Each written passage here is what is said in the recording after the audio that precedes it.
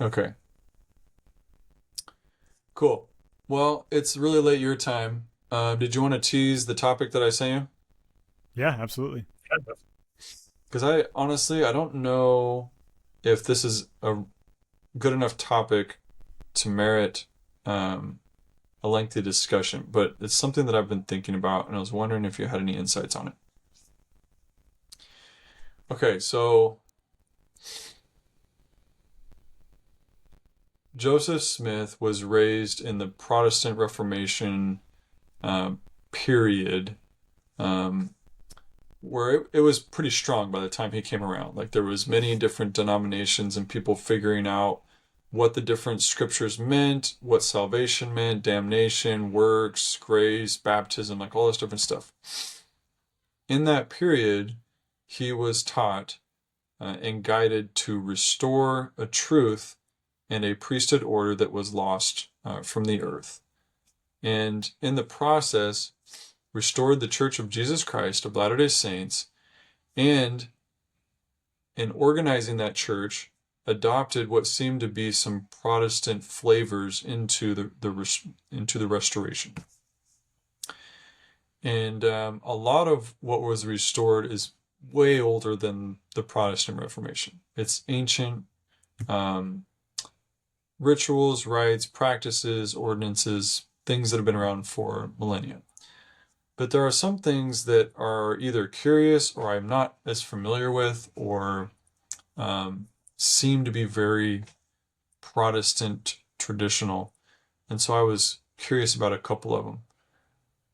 So, for example, the sacrament is from the Lord's Supper, the Last Supper.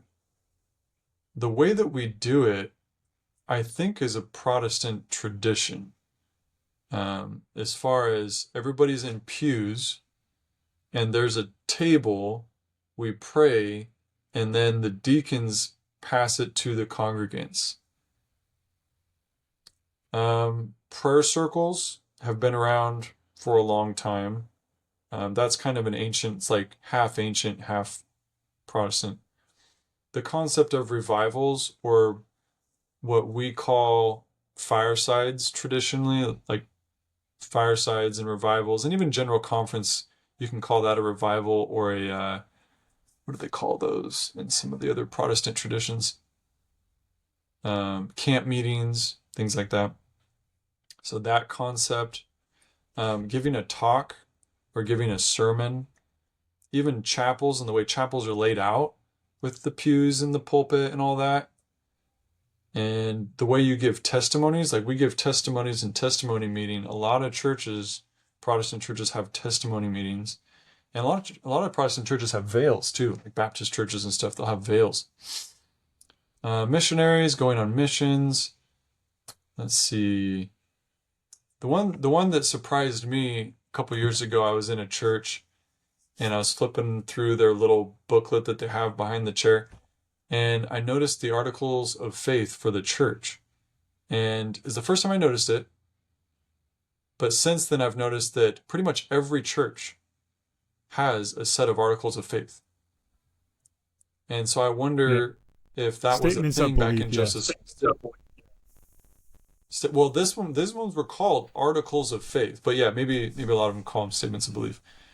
But I wonder if back in the day, see, I always assumed that Joseph Smith was the first one to write articles of faith, but maybe that was something that everybody was doing. Everybody had to kind of set up their statements of belief for their denomination. So Joseph was like, okay, let's do that as well. Um, so before I go any further, does any of those, like, are they way off base? Do you think those hold merit? Those similarities? Oh no, absolutely. Yeah. So like how we do things is very similar to, I would say, most like Protestant faith traditions. Evangelicals, it gets a little bit it kind of diverges. I would say a little bit depending on what denomination you go to. Well, if you're going to a non-denominational church, it can vary, right? But I would say for the Yeah. most part, our sacrament meetings wouldn't seem so far fetched. I would say our focus on the communion or the Lord's Supper or the sacrament as we call it is a little bit more formalized than I would say most Protestant churches that I've been to. Um, and we typically don't tend to take the more like Catholic Lutheran approach, where it's like you go and you get communion, which is what I've seen at most Protestant churches, Yeah. more specifically the non-denominational ones. Typically, the congregants, the members, will go and get Yeah. the communion. So Yeah, and I suppose a lot of the similarities we have with Protestants we probably share with the Catholic tradition as well and Orthodox. But here's where I was going with this is if we start thinking through those similarities and differences and stuff, what if the restoration took place outside of any of those traditional influences? So, for example, the reason it was coming to my mind, I was listening to Travis and some of these guys talking about the historical context of the early saints or the early Christians and how there were like these Jews that were learning how to become Christians outside of any other Christian tradition because there was no Christian tradition. yeah, yeah, So they're learning how to do Christianity from scratch. We, as Restoration faith, we did not get that opportunity.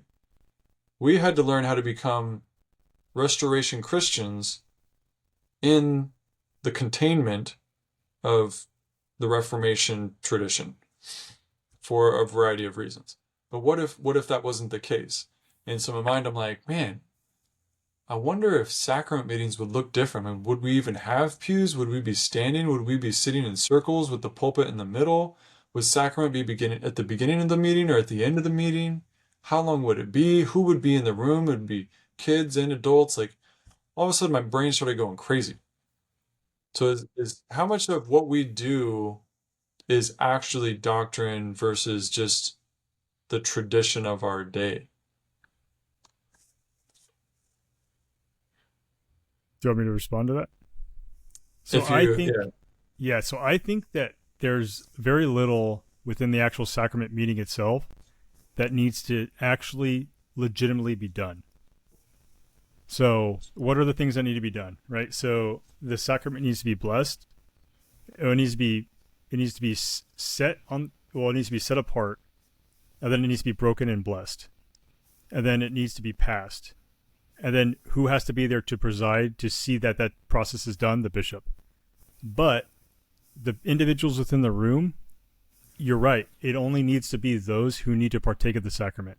So technically, kids who are under the age of 8 or who aren't baptized, or people who aren't baptized, don't actually need to be at sacrament, I would say, just based off of my understanding. Now, there's a lot of policy that kind of goes into that you've probably actually seen some of this stripped back over the years. For example, I'll give you one. What must you wear to bless the sacrament? white shirt and tie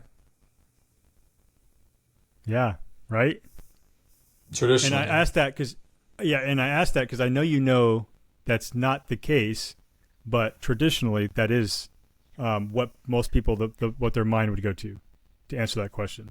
And I'll be honest that when I was coming back to activity, and I oftentimes would volunteer to bless the sacrament. When we had a youth come up to bless the sacrament too, and he wasn't wearing a white shirt, I didn't make a comment to him then, but I made an not offhanded comment. I made a comment to him after that was actually thankfully picked up by somebody else within the elders quorum. And I said, hey, like next time it might be better to like wear like a white shirt. And I didn't say it like in a mean way. I said like, because that's what I was thinking. Like, hey, like you have to wear a white shirt. Like Yeah. you're blessing the sacrament, wear a white shirt, right? And a member from the elders quorum came up. He's like, hey, where would you find that in the handbook that you need to wear a white shirt? And I'm like, I don't know where you'd find that in the handbook. I was very unfamiliar with the handbook, by the way, at that time. Yeah. And so I Yeah. went through it, and I'm like, it's not there. There's nothing there. Now, that being said, generally speaking, because we have this, and there's some of these traditions are actually good, right? Like we want to respect the fact of what the sacrament represents, and so with that, we want to portray that we are holding it with the utmost reverence. So I think that's where a lot of the tradition comes in. But yeah, like you said, a lot of the stuff, like let's say there was no Reformation, and Joseph Smith was right after. Now, are you saying right after the Restoration would have been the Reformation? No, I'm just saying in some kind of theoretical vacuum. Like the restoration happened in China. I don't know. Okay, okay. Something like it doesn't really matter, right? It's just anything because what in my mind I just once I would like to sit down in sacrament meeting and be able to have a kind of timeline in my mind, and I would have two colors. One color that says this is Protestant influenced or Reformation or whatever, Christian influenced, and then this is Restoration influence or restored truth, and then this is Protestant influence. And I would bet that the Restoration truth part of it would be like 10 minutes, and then everything else I'm experiencing would be this kind of Christian experience that I never realized. Because for the past 30 years, I've been only going, well, not only, but I've got so much indoctrination into one religion that I think that that is the only religion. And even though I go to other churches and I see them doing the same thing, in my mind, they're copying us. We're not copying them. Yeah, And yeah, it, yeah. it was totally backwards. Like we've been copying them this whole time.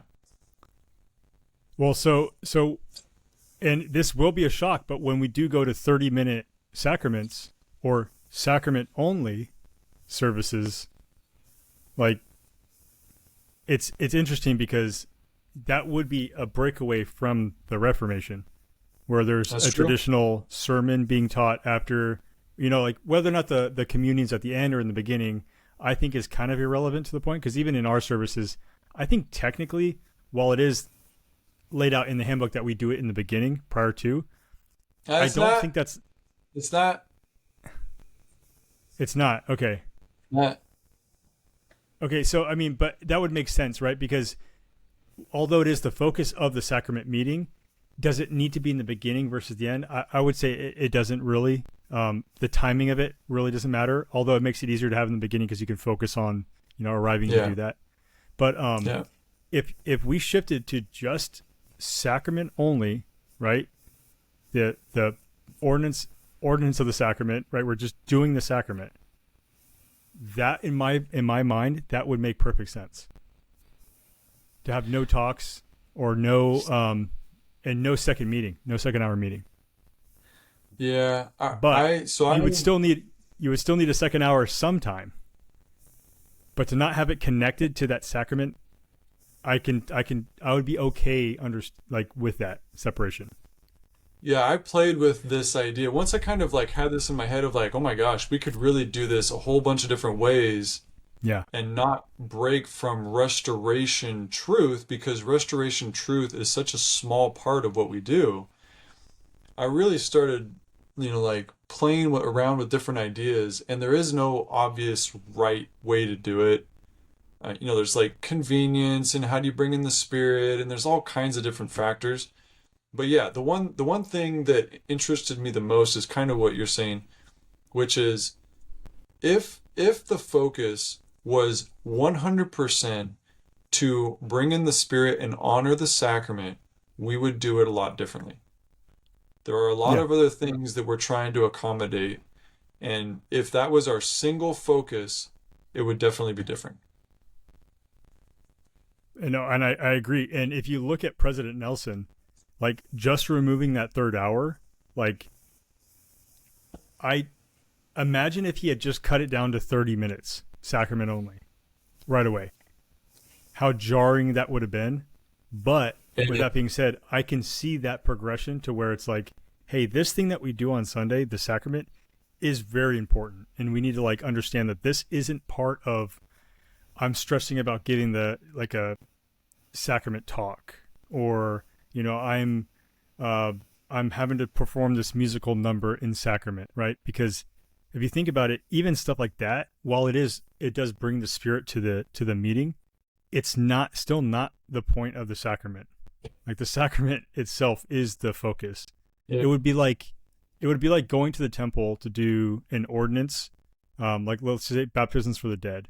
But every time you went to do baptisms for the dead, before you had to sing a song, and then you had to read a verse out of the scriptures, right? And I'm throwing like random things in there, right? But like that's how my framework is of like the sacrament. It's like we're doing these other things that like aren't really pertaining to the sacrament, although it builds the atmosphere of like getting you prepared to do it.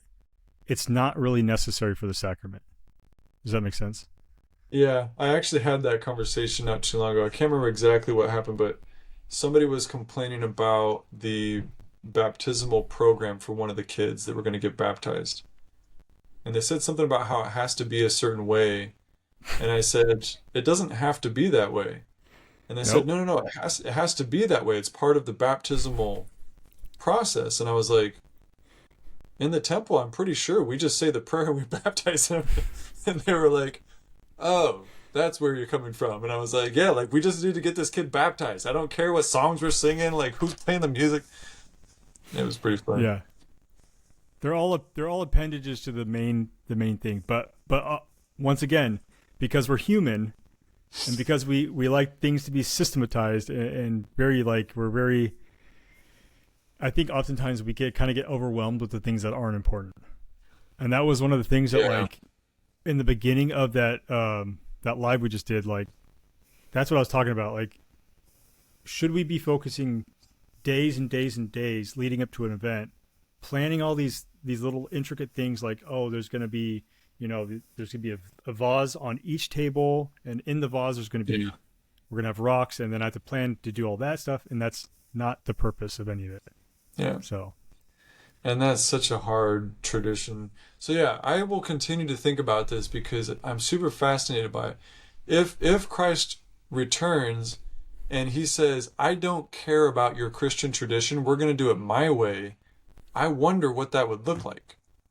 Because I see it more like teaching on the shores of Galilee than I do a stake conference in a stake center. Like it just feels like what we're doing has been um, tainted by a tradition that is not ours, and it is not God's, and it is not Christ's. It is a tradition that's been passed down by centuries of confused people trying to control other confused people, and I feel like we just need a bigger reset button. Cool.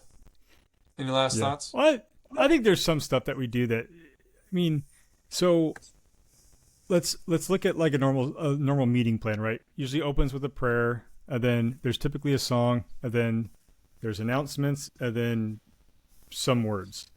Now, President Holland, I think recently talked about, or somebody, who was it? President Holland, where he said like, hey, let's focus the sacrament meeting on the sacrament. The announcements don't need to be in the sacrament meeting, right? And I think that's a good. We're shifting. I think we're shifting. We're shifting in the right direction. But we do like our traditions. We do like our traditions. Yeah. So Yeah. so there's that. Yeah, we do like our traditions. For better, for worse. And I like our tradition. I'm not trying to throw the tradition out. I'm just in my mind, I really would like to give myself permission to think about it differently and Yeah, experiment absolutely. with what it should look like. All right, cool. Thanks for riffing with me, Sam, from Through the Mist. I appreciate it. Continue to be a support and mentor through all of this. And I do I like love it. the kind of free flow. I didn't even know we were recording until like 5 minutes in, so that's fun. Yeah, yeah. So I'll let you have all of it, and you can determine what you want to do. Thanks. All right, we'll talk soon. Yep. Talk soon. Thank you. See ya. See ya.